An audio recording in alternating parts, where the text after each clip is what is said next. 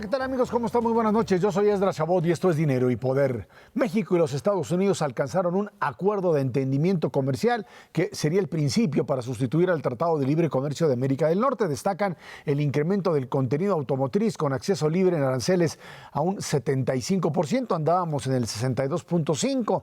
En este contexto hay que destacar la carta paralela que permite proteger un volumen de autos exportados desde México en caso de que, ya sabe usted, ahí el loquito del norte imponga aranceles por razones de seguridad nacional. En el acuerdo alcanzado también hay que subrayar que la cláusula Sunset, la que pues trata de eliminar cada 5 años o trataba de eliminar cada 5 años el tratado, le da vida por 16 años, revisándolo cada 6, pero sin la posibilidad de eliminarlo.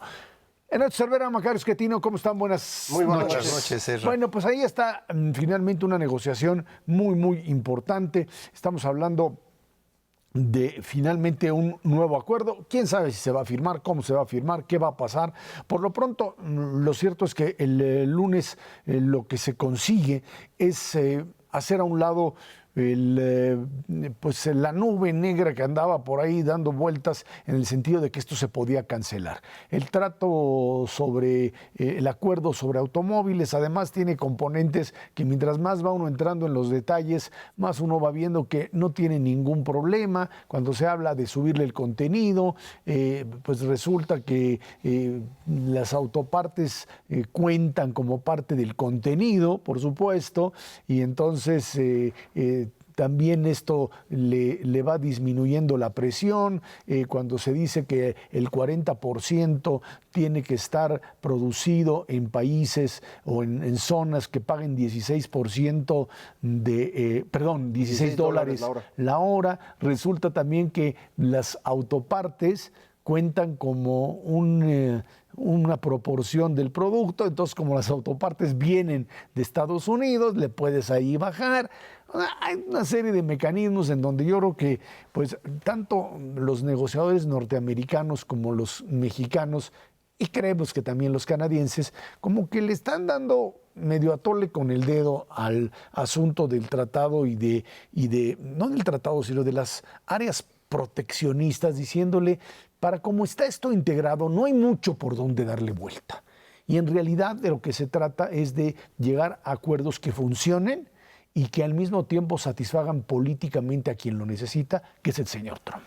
Sí, yo creo que como siempre, si pierde uno el contexto ya no entiende uno nada y empieza uno a decir barbaridades.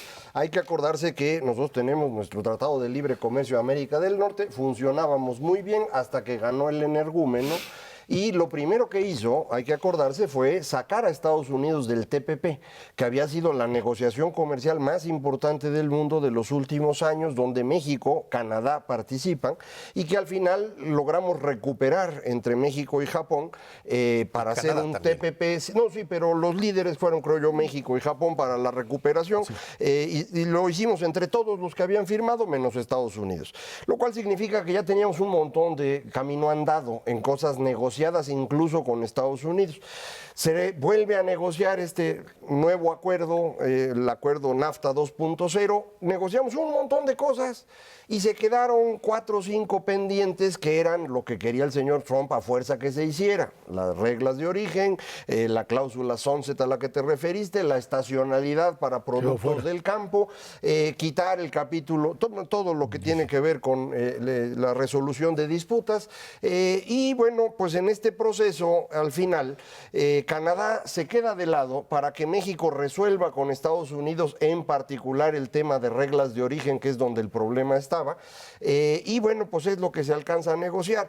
Entender bien lo de las reglas de origen no es un asunto simple. No. En el tratado original, esta cosa está como anexo al 401A.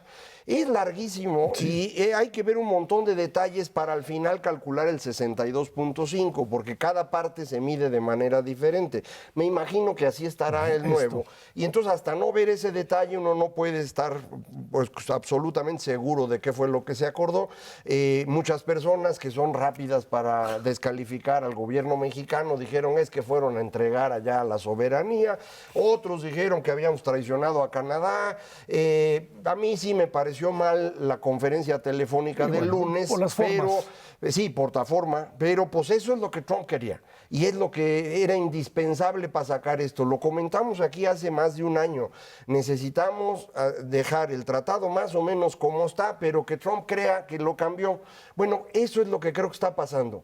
Entre México, Canadá y los negociadores estadounidenses han ido encarrilando al señor Trump para que crea que estamos haciendo lo que él dijo y al final pues tendremos todos tranquilos con un acuerdo. Yo incluso creo que México y Canadá están de acuerdo en lo que está pasando y están fingiendo demencia. Nadie lo va a reconocer, pero creo que eso es exactamente lo que pasó, porque si se fijan, el señor Trudeau pues dice, yo creo que sí lo firmamos el viernes, Mañana. o sea, mañana, a ver si es cierto. Sí, pero todavía faltan ciertas cosas Sí, que sí, para sí. los canadienses son importantes. Ahora, este acuerdo bilateral no sustituye al Tratado de Libre Comercio. Bueno, no es un acuerdo, es un entendimiento. Y este entendimiento no va a sustituir. Se requiere la aprobación de Canadá y la firma de los tres para que efectivamente continúe el proceso en los Estados Unidos, en Canadá y en México. La autorización que le dieron el Congreso de los Estados Unidos a través del FTA, que es lo que conocemos como el Fast Track aquí en México, es para negociar un acuerdo trilateral. No se puede regresar y decirle, y ya no es trilateral, ahora es bilateral, porque el Congreso les va a decir, pues entonces no hay nada. Todavía falta pasar, evidentemente, el filtro de Canadá. Ojalá se dé el caso, como lo dice Macario, y que los canadienses pues peleen lo que no peleó México, peleen esta parte de resolución de controversias y ver cómo le hacemos con el capítulo 19, que ellos den la pelea que nosotros no dimos, nosotros dimos la pelea por el otro lado. Y yo creo que sí hay avances muy importantes que pasan desapercibidos por la forma atropellada en la que se dio esto y que realmente hay medidas muy buenas en materia fitosanitaria. Se quita la parte estacional del campo, que para nosotros hubiese sido dramática, es uno de los sectores más favorecidos. De alguna manera se continúa con ciertos procesos de profundización, por ejemplo, en el sector textil, que van a ser muy buenos. Seguimos teniendo un acceso ilimitado al mercado norteamericano, cosa que no tienen muchos otros países. Y sin duda alguna se avanza mucho en comercio electrónico, en telecomunicaciones. Vamos, está bien el acuerdo bilateral. Sí se requiere la parte de Canadá, no cabe la menor duda. Y después de eso, las aprobaciones de los congresos, que quién sabe cómo vaya a estar el Congreso de Estados Unidos allá en enero, después de sus elecciones en noviembre. De hecho, por la fecha esta que parecía límite, que es fatídica, que es mañana, es porque contaran de aquí cuánto le falta a los congresos, en particular el de Estados Unidos, con sus procedimientos para que se aprobara antes de que salga Peña Nieto. Sí. Entonces, pues sí, da penitas, ¿no? Ahora, ya para ese entonces, ya fue la elección de Estados Unidos. El Congreso no cambia hasta enero, entonces sería el mismo Congreso el que estaría votando. Pero pues no sabemos si el Congreso va a votar con Trump o no va a votar con Trump, dependiendo de la elección. Incluso antes de la elección pueden estar ya angustiados con que lo que están negociando no sirve o les cuesta votos en ciertos distritos y entonces no votan. Entonces sí falta un rato, pero es interesante ver, por ejemplo, cómo el dólar no ha respondido a esto. En mayo, por ejemplo, lo descuenta. Parecía que ya iba a salir y se fue, ¿no? Abajo, hasta pegó en 18 pesos, incluso momentáneamente abajo, y se regresó. Y ahorita, Aquí pues, igual. ahorita, O sea, aquí pero- el lunes se regresó a los 18.70 y el martes volvió a regresar y se mantiene en los 18.90. Sí, 19, pero como es tal. un peso de diferencia con lo que tuvimos Sí, en mayo. O así sea es. que ahorita le creen menos que en mayo. Así que pues todavía falta. Ahora, lo que sí es cierto es que en este tipo de negociación con los Estados Unidos, el elemento fundamental tiene que ver más con lo que sucede, creo, más del otro lado de la frontera, o sea, en la dinámica interna norteamericana, que lo que sucede en el lado mexicano. Uno diría que si el gobierno de López Obrador, etcétera, Jesús Seade, el negociador, fue uno de los que lo reconoce, Ildefonso Guajardo, les sacó ahí el tema de la cláusula 11, diciéndole, yo les tengo una propuesta. ¿Qué Es que tal es si cuate les-?" de Lighthizer. No, sí, es en serio. es en serio, Trabajaron sí. juntos durante un buen rato en la Bueno, me llegó y le Organización dijo, Mundial de ¿qué le Comercio. parece si lo hacemos así? En vez de que se cancele, le damos 16 años. Algo que además es totalmente intrascendente, porque lo que le están haciendo es simplemente quitar la posibilidad de cancelarlo. Para los inversionistas ya eso es algo así como que si en 6 años vas a revisarlo y si no, no se cancela, sino se va al otro, y en 16 años entonces podrías cancelarlo. Eso ya te da un margen para una inversión mucho más segura. De 38 años. Sí, no te da absolutamente nada. Ahora, lo cierto es que para los Estados Unidos también, el tema, ¿por qué las automotrices norteamericanas, la industria automotriz no dijo nada? Porque a ellos es a los que les puede pegar. O sea, si nos vamos a lo que se publicó apenitas, que si México tiene que subir en sus exportaciones 2.5% a aquello que no pague $16 la hora, o si las autoparts, etcétera, los primeros que hubiesen brincado y hubiesen dicho no, sería la industria norteamericana. Saben muy bien que esto no va a tener ningún impacto, saben muy bien que el tema va a seguir funcionando. Además, el tratado entra en funcionamiento, si es que finalmente se aprueba, el 1 de enero del 2020. Esto le da todo un año de status quo. De status quo, de cómo se está funcionando ahora, en algo que, pues, dada la incertidumbre política en los Estados Unidos, esto te puede dar margen para muchísimas cosas todavía en paralelo, ¿no? Un impeachment, la posible salida de Trump, si es que esto se produce, un vicepresidente Pence que se quede y que de repente diga, ahí fírmenle ya. Ahí firmen lo que quieran y vean qué quieren, porque esto está dañando. Hay que entender que el tema de libre comercio tan cuestionado por Trump no es compartido por muchos de aquellos ni que están... republicanos, ni muchos demócratas. republicanos, ni por muchos incluso del círculo cercano, que lo ven más como, pues, una visión muy extremista, muy excluyente de un círculo muy pequeño y de una obsesión del presidente de los Estados Unidos. Sin duda. De hecho, yo veía un reporte de Bloomberg que decía que solo hay 3 modelos de autos que en este momento tendrían problemas con la nueva acuerdo. Era un de Nissan, uno de Mazda, ni siquiera el de Ford, de los 3. y uno de Mercedes. Sí. Eso era todos los que tenían problemas. Los demás, a lo mejor algunos están abajo del 75, pero pueden ajustar muy fácil, incluyendo todos los de Norteamérica. Puede significar más inversión en México, de hecho, porque si necesitas una mayor cantidad de origen norteamericano, pues puede ser en México, donde es más barato producir. Entonces, sí, efectivamente creo que no es un asunto grave. Hay que esperarse a ver ya cuando saquen los detalles, pues lo podemos discutir con más calma. En la esencia política, es lo que tú dices, hay que estar pastoreando al energúmeno, no tenemos otra solución.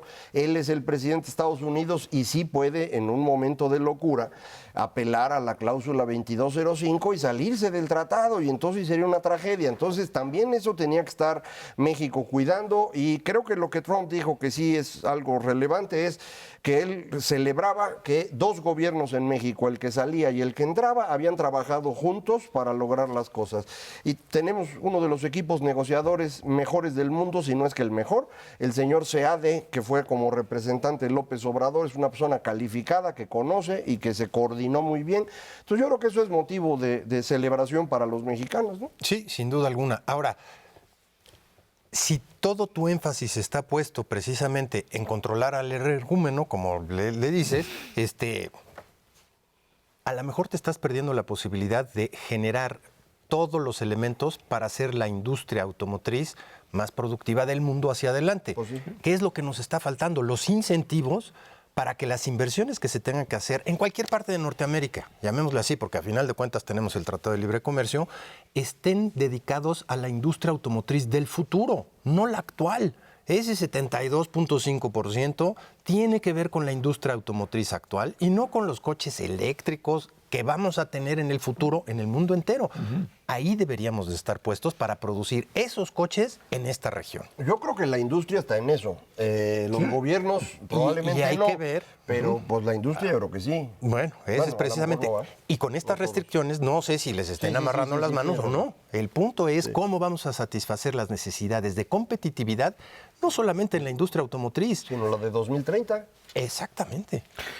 Sí, pero en ese mismo sentido, Ernesto, yo creo que sí es importante entender que es una industria que va a una velocidad mucho mayor, una velocidad mayor que la propia legislación. Es correcto. Ya se adelantaron. En un momento determinado esto, que si la composición, que si... Estos señores tienen una velocidad que al ratito esto te queda totalmente fuera. O sea, Su preocupación del señor con acero y aluminio, cuando estás empezando a hacer todo con otros materiales. Todo es plástico, compadre. No tienes, o sea, ese es el problema de modelos proteccionistas que funcionaban cuando tenías, pues, simple y sencillamente una economía que se movía lentamente en términos de la innovación, no cuando tienes todo un sistema de crecimiento y desarrollo tecnológico en donde las cosas se te mueven a una velocidad tal que tratar de imponer regulaciones a determinados productos es como si te tratabas de regular el fax.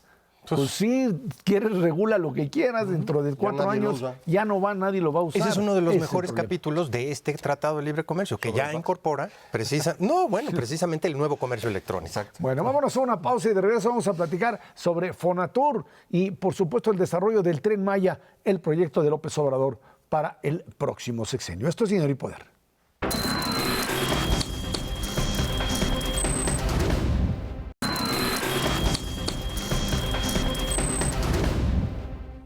El Tren Maya, la obra de infraestructura del gobierno de Andrés Manuel López Obrador, que inicia el próximo 1 de diciembre, costará, dicen, entre 120,000 y 150,000 millones de pesos. Se estima que sea terminado en 4 años y transporte a 500,000 pasajeros al año. Sectores de iniciativa privada han mostrado apoyo al Tren Maya, pero han pedido que también transporte carga para aprovecharlo al máximo. Consejo Nacional Empresarial Turístico dice que el anuncio de esta obra fue prematuro y adelanta que no permitiría que se utilicen recursos de promoción turística para precisamente pues echarlo a andar. Nos acompaña aquí en el estudio de Dinero y Poder Rogelio Jiménez Pons, próximo director del Fondo Nacional de Fomento al Turismo, Fonatur. Rogelio, muchas gracias por estar aquí con nosotros. Buenos días. Buenas noches.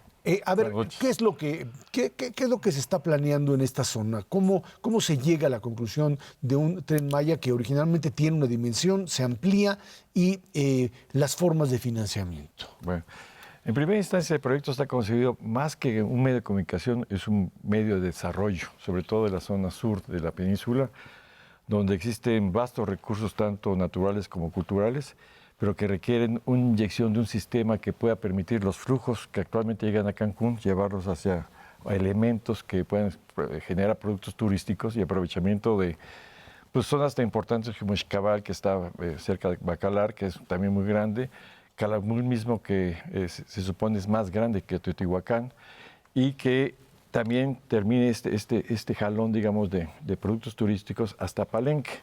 Esa era la primera parte concebida, el proyecto original de 907 kilómetros aproximadamente. Se incluyó recientemente la parte norte, la parte que también enriquece mucho el proyecto, que es la parte de Mérida, todo lo que es en torno a Yucatán, la parte de Campeche, que tienen grandes recursos turísticos y naturales, y sobre todo también una parte industrial importante.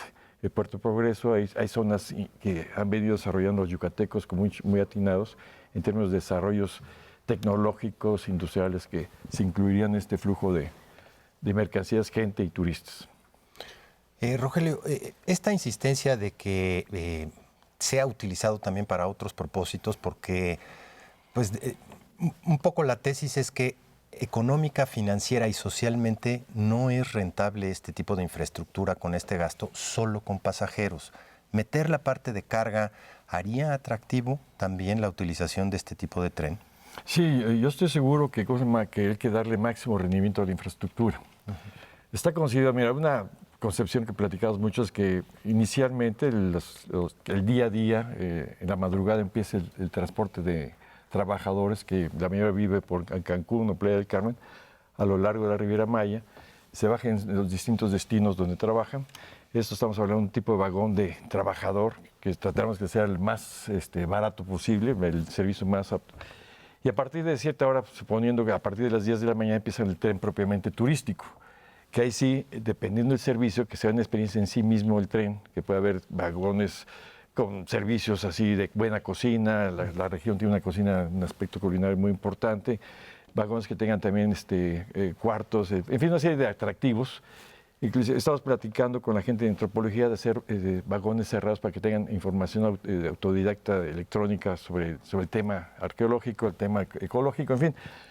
Hacer que el recorrido, desde las tantas horas que duran los recorridos hasta Palenque o hasta Mérida, la gente tenga una experiencia que esté divertida, que esté atento. Y pensar que a partir de ciertas horas nocturnas ya tener el servicio de carga. para que esté transportando durante toda la noche o en determinadas. Obviamente en los 1.500 kilómetros, que ya es el recorrido actual, pues habría muchas actividades simultáneas, ¿no? Y el chiste es hacer muy versátil esta infraestructura que sirva tanto para estos tres propósitos: carga, empleados, digamos, pasajeros normales y turistas. Hay una carga específicamente que es muy sensible para la península en su conjunto, que es toda la parte de petrolíferos. Así es. Y que además puede ser la más rentable en términos de evitar que el surtido de gasolina, especialmente de Cancún y toda la Riviera Maya, pues se haga por métodos, por pipas, que pues, tienen costos en términos de accidentes y de deterioro de las carreteras muy importantes. Hacerlo por ferrocarril, ¿eso incidiría de manera muy importante? Yo creo que sí. De hecho, un grupo de Yucatán que está muy interesado, que tiene de hecho el negocio de suministro de los aeropuertos, por ejemplo, Gasavión y todo eso, está muy interesado, quiere hacer inversiones.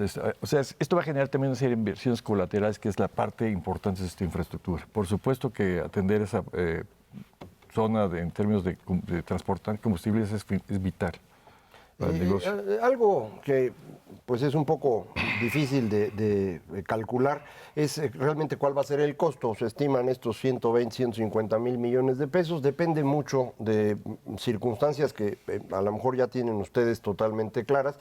El público en general no lo sabemos. Si, por ejemplo, van a utilizar un tramo como una especie de tren ligero para los trabajadores, esto va a subir el costo de construcción, según entiendo, y esto no se va a pagar jamás. Es decir, con 500 mil pasajeros al año no paga unos 150 mil millones de pesos nunca, pues a menos que le quieran cobrar 15 mil pesos a cada persona, que eso es imposible. Entonces, a lo mejor hay que pensar esta idea, como dicen, en términos del desarrollo de la zona, de algo pues que va a ayudar a cuestiones turísticas, a mover petrolíferos y otro tipo de carga, es decir, un impulso al desarrollo. Y aquí la pregunta es, ¿por qué usar esos 150 mil millones de pesos en el desarrollo de la península y no usarlos en alguna otra cosa en el país? Porque pues tampoco es que sobre dinero. ¿Cuál es la ventaja de esto? Mira, en primera instancia sí hay una visión de desarrollo regional. Por eso lo hace Fonatur. O sea, hay que asociar toda esta infraestructura, no es en sí un proyecto de comunicación solamente, es un proyecto de desarrollo. ¿Qué significa dotar a grandes regiones, nuevos territorios, de infraestructura para poder explotarlos turísticamente? La ventaja que ha demostrado tener el turismo es que puede generar empleo rápidamente. Puede ser cruzado con otra serie de elementos digamos, de producción agrícola. Por ejemplo, todo se importa actualmente a Cancún, 80% se depende del centro. Entonces estamos pensando que las zonas de Chiapas, Tabasco, sur de Campeche son muy productivas. Esas eventualmente se pueden generar sistemas de producción integrados al tren, comunidades que queremos que de alguna forma participen, aunque no sean directamente afectadas por el tren, sino simplemente por el hecho de estar en la zona, deben ser beneficiadas por estos proyectos integrales. Y sobre todo la estrategia turística. Mira, ahorita se ha visto que Cancún actualmente está recibiendo cerca de 14 millones de turistas al año. Muchos se han ido recorriendo hacia distintas partes, ya el desarrollo hacia el sur es importantísimo, Tulum, pero hemos visto cómo hay cierto desorden urbano que es muy importante empezar a atender. Tulum es una de las joyas de la corona, pero desgraciadamente ahorita hay hotelería de más de $1,200 y la noche, y esta hotelería pues está en condiciones muy malas de infraestructura. Entonces hay que empezar a organizar. Y la cuestión del tren y esta atención que está poniendo estos regiones va a permitir generar, convocar la creación de reservas territoriales para empezar a ordenar el desarrollo. Y es a partir de ahí donde empieza a ser rentable todo el conjunto. Pero ¿por qué tirar 150 mil millones de pesos en ese proyecto y no en otros? Me refiero a otros del resto del país, en otras cosas, desde ciencia y tecnología, lo que sea, ¿no? Sí. Digo, para que lo defienda usted en la Cámara, porque le va a Sí, no, por supuesto. Mira, porque el chiste es que está viendo no es tirar, al contrario, el chiste es que nosotros generemos infraestructura y varias veces el valor de esta infraestructura, estos 150 mil o 120 mil, lo que va a hacer, el chiste es que la infraestructura sea una de 9 partes de todo lo demás de equipamiento. Y lo que estamos viendo ahorita, estamos sintiendo, yo he hecho varios recorridos, he hablado con muchos grupos empresariales, pues mucha gente le quiere entrar a todas las oportunidades que se van a generar. Entonces vamos a generar nuevas oportunidades en toda la región. El ejemplo de que cuando se hizo bien Cancún al principio, todo estuvo muy bien. ¿Qué pasó con Cancún? Que fue rebasado en su éxito, lo rebasó. Hay zonas que no fueron atendidas. Desgraciadamente, las zonas de regiones hay problemas muy serios, hay opulencia por un lado y marginación por otro. Entonces, tenemos una estrategia territorial que es la parte más importante del Tren Maya. Esa estrategia, cómo vamos a empezar a generar condiciones para una visión de desarrollo de 30 a 50 años. Entonces, esa es la parte sustancial del proyecto. Por eso no es tirar dinero, al contrario, es invertir donde posiblemente México tenga uno de los filones más importantes del mundo en términos turísticos, de turismo cultural, ecológico y de playa. Se le restan recursos a la promoción turística, este debate de que le van a quitar promoción turística. Yo lo que he hablado con Miguel Torruco, como ustedes saben, es una gente convencida del sector, es un luchador por el sector, él está perfectamente, él dice, no se va a descuidar la promoción. Lo que se va a tomar es parte de estos recursos para canalizarlos, pero el chiste es bajarle el gasto corriente, sobre todo. Hay una política muy seria de austeridad y de bajar del gasto corriente. De algún lado tiene que salir el dinero y obviamente ya no sé, como no se van a hacer más impuestos, no se va a pedir prestado mucho menos, hay que buscar fórmulas. De hecho, Fonatur también pretende hacer nuevas fórmulas, financiarse no a través de recursos públicos, sino buscar, por ejemplo, la apertura a mercados vía fibras, secades, cosas de ese tipo, para que los proyectos productivos, que los hay muy buenos, la gente le invierte y democratizar el capital. Rogelio, este tipo de proyectos que en papel pueden lucir muy buenos y uno puede hacer todos los cálculos, de repente se dan un frentazo con una cosa en México que es fuerte. Se llama derechos de paso. Derechos de vía, sí. Esos derechos de vía, híjole, no sé si ya los tengan completos para todos los recorridos, porque del dicho al hecho, los pueblos indígenas y eso por un lado. Y por otra parte, todas las cuestiones ecológicas, especialmente en la península, pueden brincar y se puede venir abajo un proyecto pues, de esta magnitud. Mira, ya déjame platicarles un poco, porque mucha gente cree que esto es muy reciente. Tenemos más de 2 años planteando, ya estudiando, aunque Andrés traía este proyecto desde hace muchos años. Desde cuando se convocó al proyecto de Nación, que es hace 2 años y medio más o menos, empezamos a tratarlo. Como cualquiera que hace infraestructura en el país sabe que el tema más delicado es el derecho de paso. ¿Cuántos proyectos actualmente están o atrasados o cancelados por problemas de tipo social?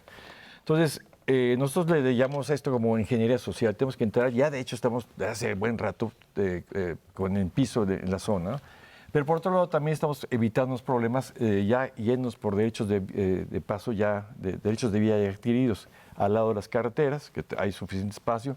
Debajo de algunas líneas de alta tensión también hay suficiente espacio, que aparte también ya están peladas, digamos, para que no haya problema con los ambientalistas.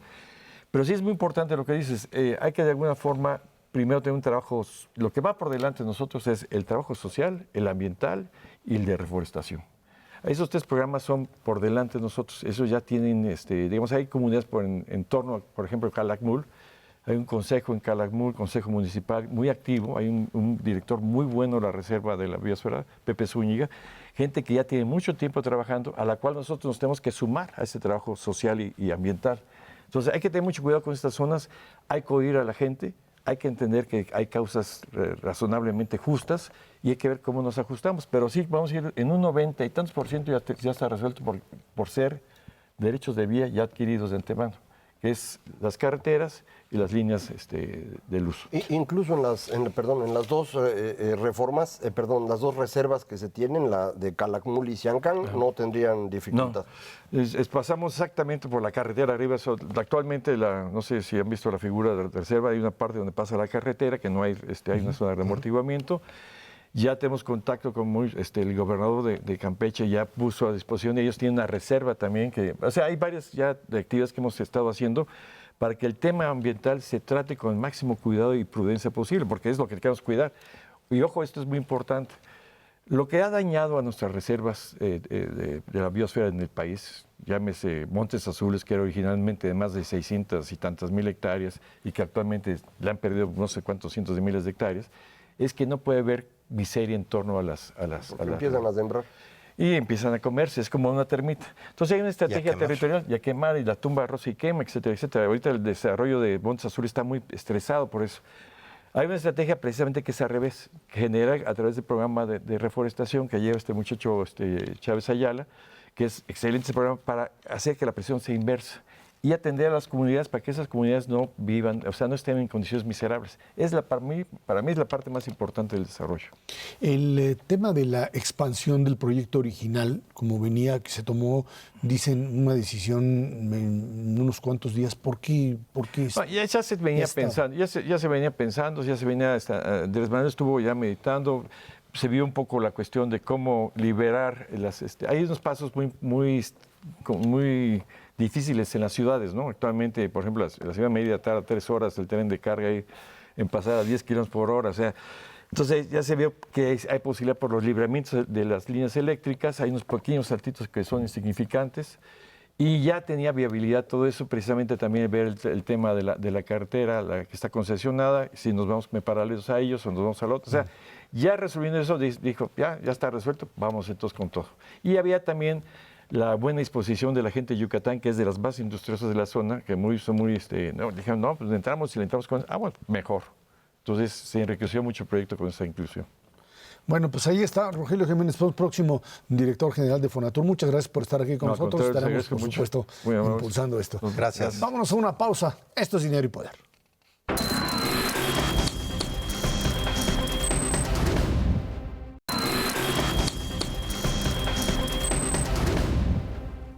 Este miércoles se constituyó la nueva legislatura del Congreso de la Unión y se eligieron a los nuevos presidentes de ambas cámaras. En el Senado, el presidente de la mesa directiva es Martí Batres y en la Cámara de Diputados Porfirio Muñoz Ledo.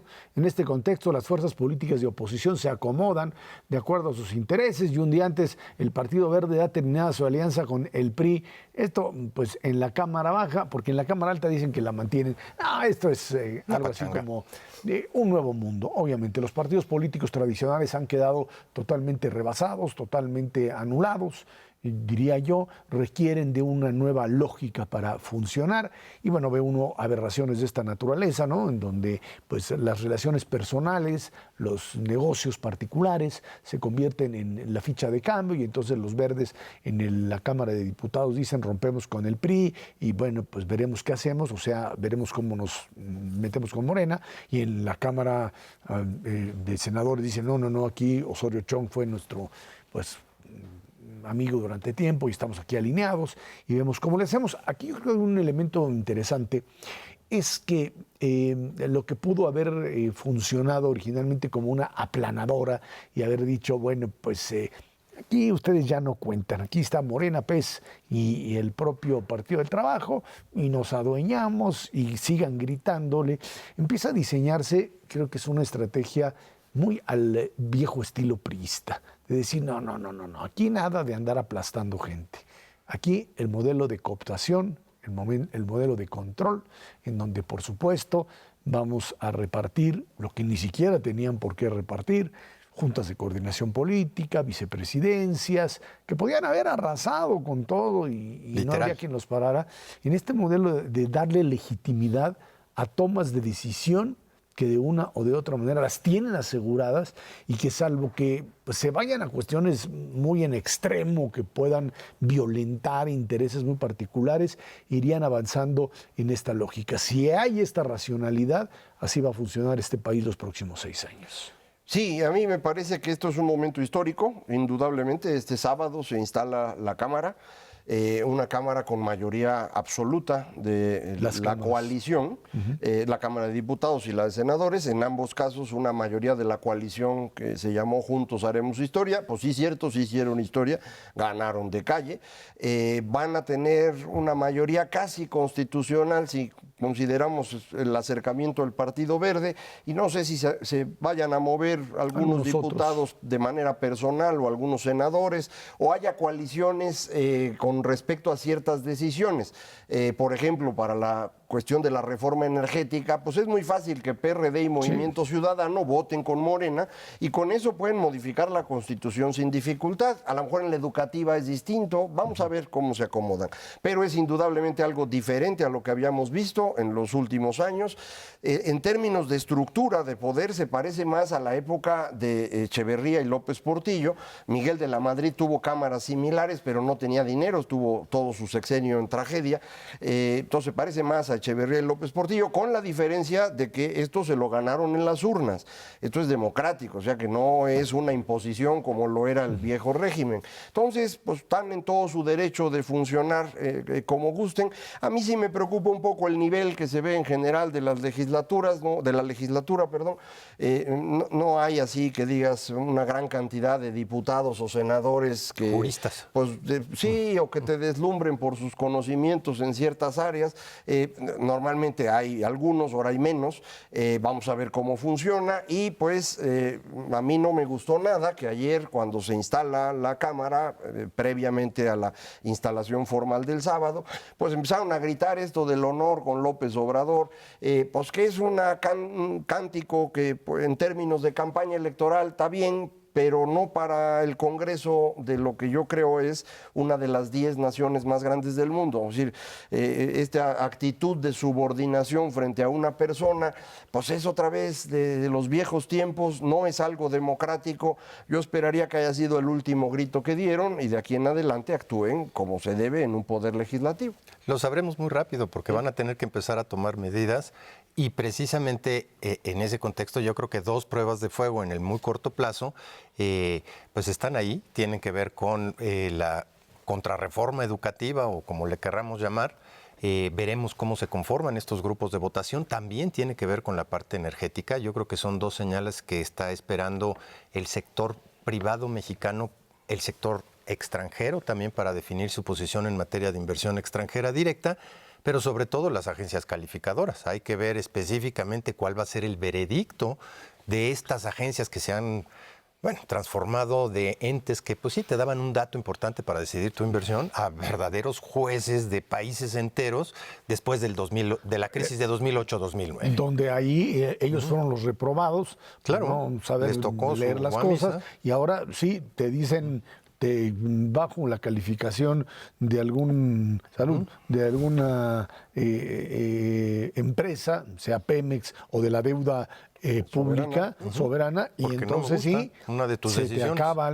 Es muy interesante cómo ayer me entrevistaba a Mario Delgado en la radio y lo que él me repetía constantemente es, con la lógica, Mario por supuesto es alguien que conoce de esto. Pues fue el secretario de Finanzas en el DF. En el DF decía, no nos podemos permitir ni en ningún momento rebasar, hay que bajarle a la deuda, se puede hacer lo que queramos mover, pero siempre en la racionalidad misma del gasto, porque de lo contrario nos vamos a meter en un verdadero problema.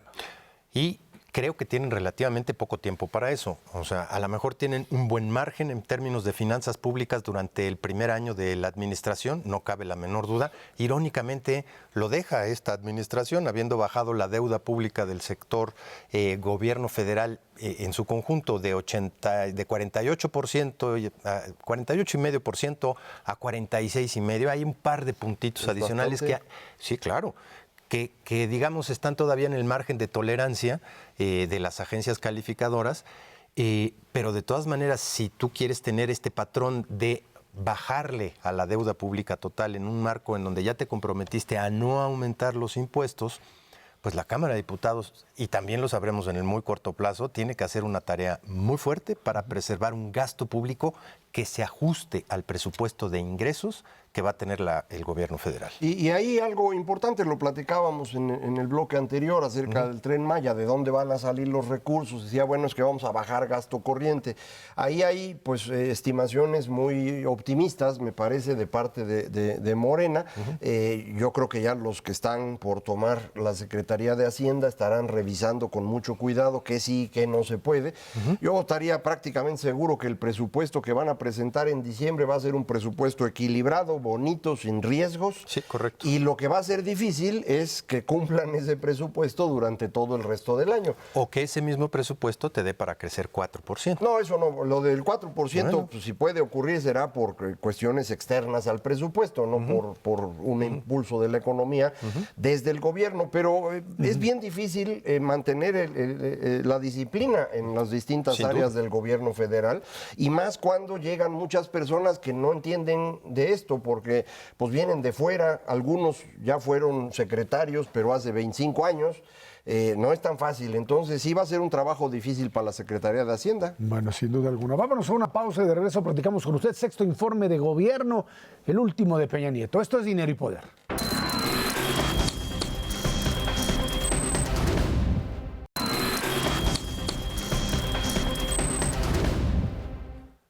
Bueno, pues el próximo sábado, 1 de septiembre, el presidente Peña Nieto enviará al Congreso de la Unión su sexto y último informe de gobierno.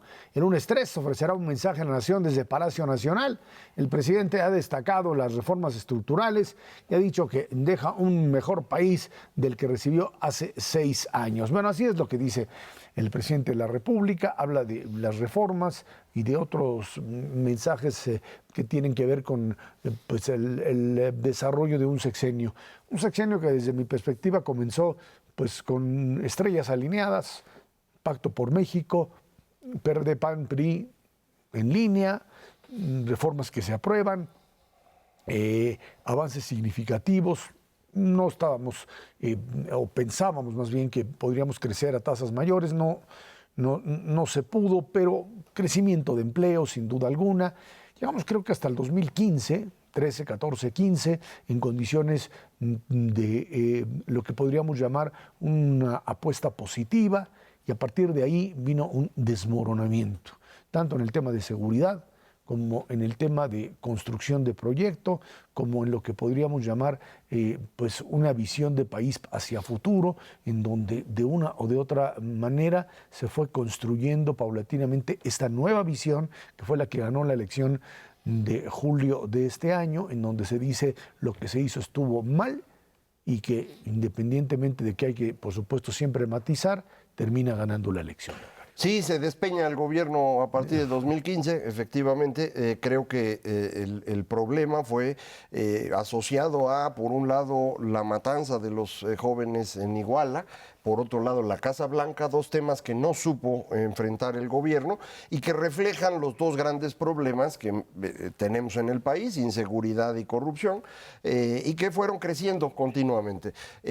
Alrededor de estos temas tuvo éxito esta campaña de convencimiento de la población de que México nunca había estado peor, una campaña que había promovido el grupo de López Obrador desde los tiempos de Felipe Calderón y que, bueno, después de tantos años empezó a tener éxito, no solo porque el gobierno de Peña Nieto parecía alejado de la realidad, sino sobre todo porque a nivel estatal tuvimos ejemplos extraordinarios de niveles de corrupción y de problemas de seguridad, pues que mostraban un gobierno absolutamente incapaz. Y esto es lo que lleva a los resultados que vemos ahora en la elección. Yo creo que el trabajo de Peña Nieto alrededor del Pacto por México fue muy bueno, pero pues al final la evaluación hay que hacerla de todo el periodo y de lo que ocurra después, y ahí pues creo que no va a resultar muy benéfico para el señor Peña Nieto la evaluación, porque el resultado final pues puede depender mucho de lo que haga López Obrador. Si resulta que el gobierno de López Obrador es muy malo, pues la culpa habrá sido de quien le permitió ganar de esa manera, y eso pues es Peña Nieto. Adicional a estos dos grandes problemas identificados muy claramente en esta última elección, que es la inseguridad y la corrupción, yo diría que también hubo excesiva parsimonia en la implementación rápida de las reformas estructurales. Sí, son en la dirección que necesitaba el país, en prácticamente todos los ámbitos. Hay un cierto alegato que pues eran demasiadas reformas en un periodo muy corto de tiempo y fue como echarse 6 cucharadas de pinole sin agua. La verdad es que sí se podía haber hecho una instrumentación mucho más rápida, mucho más eficiente y que no dejara absolutamente ninguna duda de que eran necesarias para el país. Esto, a final de cuentas, también por el ámbito internacional, pues fue visto como, pues sí, ya tienen la reforma energética, pero luego queremos ver esa parte de crecimiento. La decepción fundamental sí está vinculada a esos dos, pero yo creo que también la decepción del pueblo en general es no tener una visualización clara de cómo esas reformas estructurales le iban a mejorar su vida en el ámbito de educación, en el ámbito de energía. que fue exactamente lo contrario. La gente percibió que la reforma energética pues, se virtió en un gasolinazo en enero, que no se supo transmitir específicamente a la gente por qué era necesario hacer ese ajuste en el precio de las gasolinas. Hay muchos elementos que van contribuyendo a un deterioro muy importante de la percepción de capacidad de gobierno, especialmente del 2016 adelante. Aquí hay algo que es interesante que acaba de mencionar Ernesto, no se supo comunicar bien. Y esto han criticado mucho, dicen es que este gobierno fue incapaz de comunicación, pero si se va uno al de Calderón, pasó lo mismo. Y al de Fox si se va uno a Fox también, lo cual significa que ya no hay una forma de comunicación adecuada entre gobierno y población. Creo que tiene que ver mucho con la transformación de los medios, tiene que ver con la aparición de las redes sociales, tiene que ver también con una incapacidad pedagógica del gobierno, no es solamente comunicar, es explicar con detalle lo que está pasando, cosas que pues no saben hacer.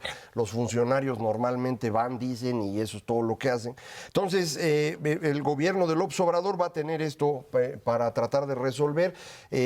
López Obrador tiene una gran ventaja, es un excelente comunicador él, de temas muy sencillos, no se mete en cosas complejas, pero lo hace muy bien. Entonces, a lo mejor eso le ayuda, pero creo que sí es algo que vamos a seguir viendo. Es muy difícil comunicar en estos tiempos. Ahora, hechos son hechos. La verdad es que en los últimos 4 sexenios, 5 me atrevería a decir, ningún presidente había llegado con un nivel de aprobación presidencial tan bajo como la presente administración. Y eso sí tuvo un impacto muy importante sobre su partido en la última elección. Es que esto tiene que ver con un elemento que no se supo manejar más allá del tema de la comunicación, que fue el tema corrupción. Sí. Y le echaron una manota a los gobernadores. A de los esa estados. parte. Se dice el tema de la Casa Blanca, que si esto... Los gobernadores. Yo creo que eso quedó muy atrás, pero en el momento en que aparecen los gobernadores, y por supuesto cuando a raíz que en 2015 y de ahí en adelante se empieza a perder parte del control sobre ellos mismos y pierden la elección fundamentalmente de Quintana Roo, de Veracruz y de Chihuahua, esas tres, y ahí la alternancia les destapa el elemento corrupción, ya no tienen por dónde moverse. E intentan decir que no, que es un asunto particular, no hay vuelta de hoja, eso se convierte en una bola de nieve que termina por romper cualquier tipo de credibilidad que pudiese haber tenido el gobierno en turno, y esto no hay forma. ¿Quién lo capitaliza? Lo capitaliza Morena y López Obrador. Los panistas y el PRD pues parece que se pierden ahí en medio de disputas internas, se pelean con el gobierno, la elección del Estado de México los confunde a todos, ¿eh? Esta idea de que si fragmentamos, no fragmentamos, si le pudimos ganar allí, dio la idea de que esto se podía repetir en la presidencial y pierden la dimensión de lo que implica, por un lado, la utilización de recursos, que creían que con eso era suficiente, y el otro el trabajo de tierra, que es el poder llevar gente a votar, y creo que ese fue uno de los graves errores de un PRI que de repente, por ahí de febrero, marzo de este año, se dio cuenta de que pues simplemente su estructura había desaparecido y está pues ahí con todo y candidato externo que pues hizo lo mejor que pudo, pero ya no tenía estructura con la cual funcionar. Yo creo que lo que dices de febrero, marzo es muy importante. En ese momento es cuando la gente decide moverse con López Obrador. Hasta antes de ese momento creo que estaba en disputa si el reclamo de la gente se iba a ir con López o con Anaya.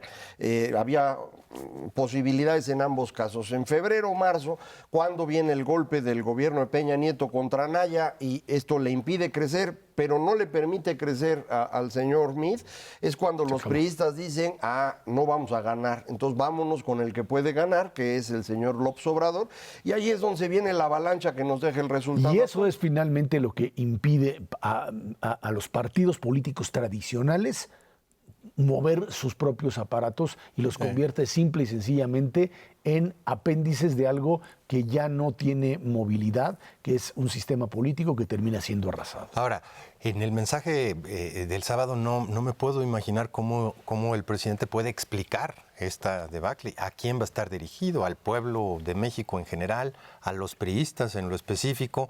Tiene que ser un mensaje pues mucho más centrado en la parte numérica. cuántos empleos se generaron, lo que hemos escuchado tradicionalmente en un informe de gobierno, más allá de un mensaje político, tal vez sí ensalzando la parte democrática de este país. Finalmente tuvimos una elección en donde la ciudadanía participó enormemente, democráticamente y de una mayoría brutal y arrasadora, se eligió una situación específica. Y yo diría, afortunadamente, sin mayor violencia en este país. Cuidado con el tema de violencia, porque la violencia sí la hubo. Verbal, sí, sin duda. No solo verbal, mataron 140 personas que iban como candidatos. Podría haber sido increíblemente peor, pero bueno. Nunca había sido de ese tamaño, es una cosa espectacular. Pero aquí hay algo que es importante, lo que decías, el informe, ¿cómo lo va a hacer? Pues como los spots que estamos viendo cada 25 segundos en radio y televisión, con numeritos, como dices. No hay que hacer más que eso. Es el esquema de salida. Y lo que va a decir es pues lo que hizo en el Pacto por México al inicio y su transición que está funcionando muy bien. Creo que otra cosa histórica de este sábado es que a lo mejor es el último informe que se entrega por escrito, porque para el próximo 1 de septiembre de 2019 yo me imagino que llegaremos otra vez al Día del Presidente. Cervera Macares, que tiene muchas gracias. Gracias a usted que nos ve y nos escucha aquí todos los jueves a las 10 de la noche, Dinero y Poder por Canal 11. Estamos en la radio Noticias MBS en el 102.5 del FM de lunes a viernes de 5 a 7 de la noche. Por nuestra parte, de nuevo, muchísimas gracias y muy buenas noches.